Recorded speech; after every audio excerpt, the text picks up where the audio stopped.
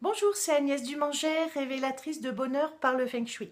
Alors, je suis ravie de vous retrouver dans cette troisième vidéo dans laquelle je vais vous expliquer comment utiliser les zones en Feng Shui pour résoudre un problème donné. Dans la seconde vidéo, je vous avais expliqué comment utiliser les directions personnelles en Feng Shui et je vous remercie des nombreux commentaires que vous avez laissés.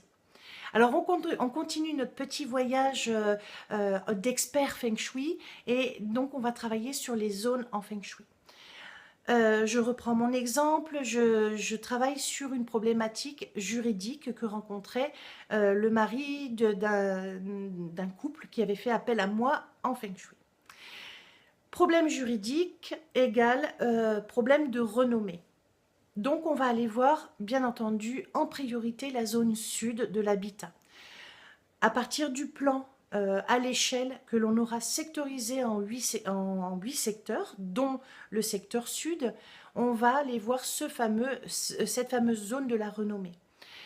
Donc elle se situe au sud, on se déplace dans l'habitat pour aller voir ce qu'on y trouve.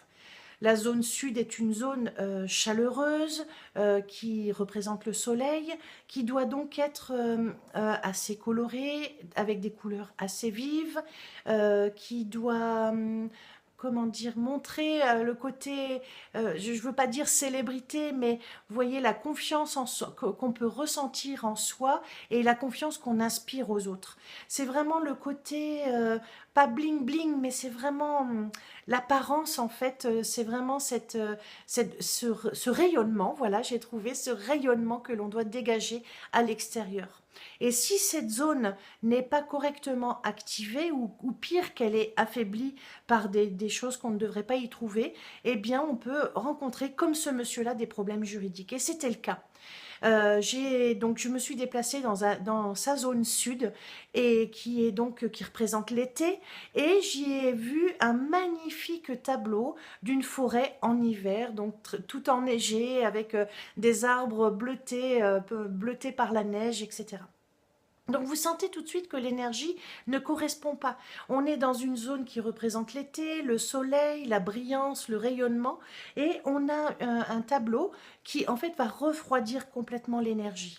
Alors ça ne veut pas dire que ce type de tableau ne peut être placé nulle part, mais pas dans la zone sud. Donc ça, c'était une première piste.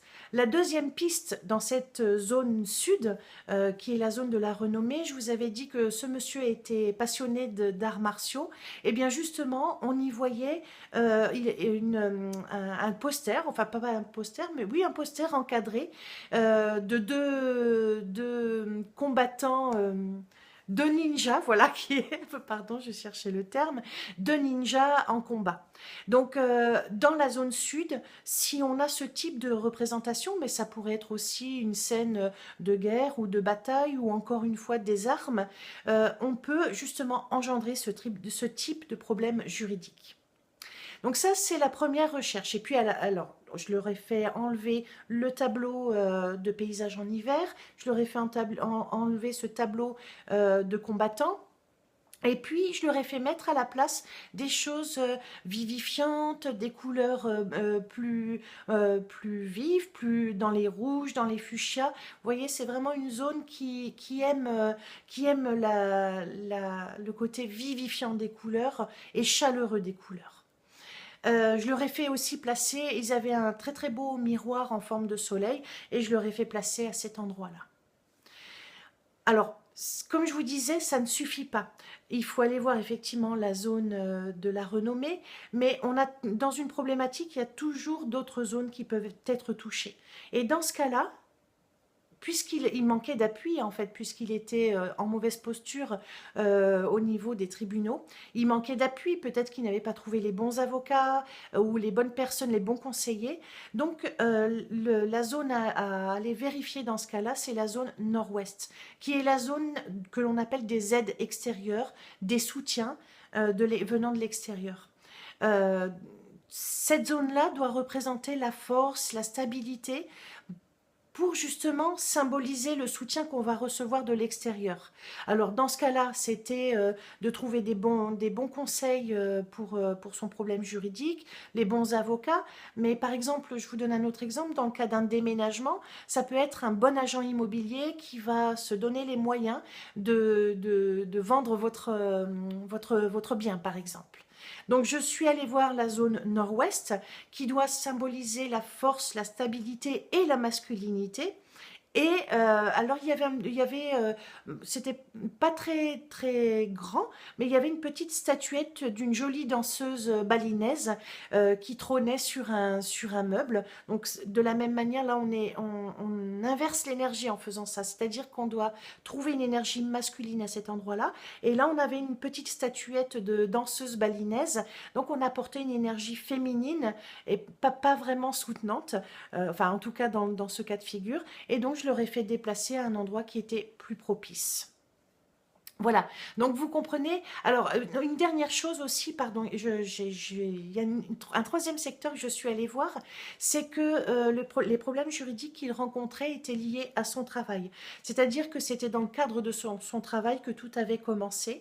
Je suis donc allée aussi voir dans la zone nord, secteur de la carrière, pour voir si tout était en ordre au niveau de son travail. Et pas réactivé, mais on a rééquilibré cette zone qui montrait, et en fait il avait mis un très très beau bateau, mais qui était vraiment pris dans la houle, si vous voulez, donc pas très stable.